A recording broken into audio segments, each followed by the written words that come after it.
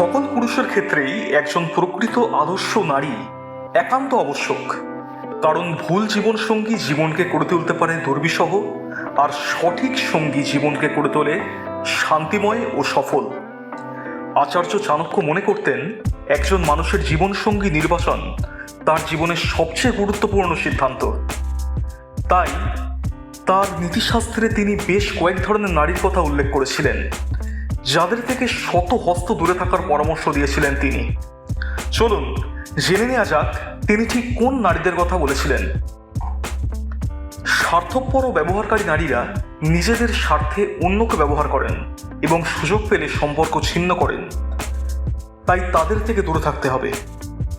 সংস্কার ও চরিত্রহীন নারীদের নৈতিক মূল্যবোধ দুর্বল এবং সমাজে তাদের বিশ্বাসযোগ্যতা নেই।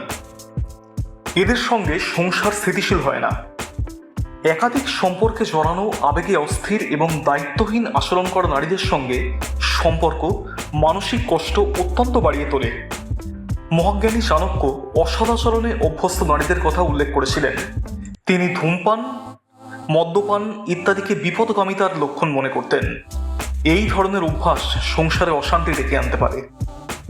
লোভী ও অতি স্বার্থপর নারীরা সবসময় ভোগ, অর্থ বা সুবিধার কথা ভাবেন। তারা সম্পর্ককে টিকিয়ে রাখতে পারেন না।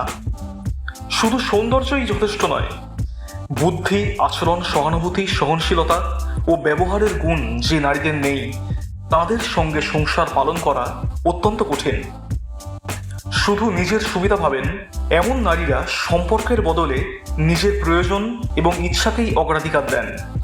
তাদের কারণে দীর্ঘমেয়াদে সম্পর্ক ক্ষতিগ্রস্ত হয়।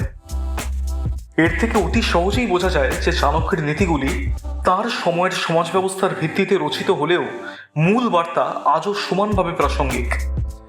সম্পর্কে দরকার সততা, চরিত্র, দায়িত্ববোধ ও পারস্পরিক সম্মান। এই উপদেশ কোনো লিঙ্গকে হেয় করার জন্য নয়, বরং সকল সম্পর্কের মধ্যেই মানসিক পরিপক্কতা বজায় রাখার আহ্বান।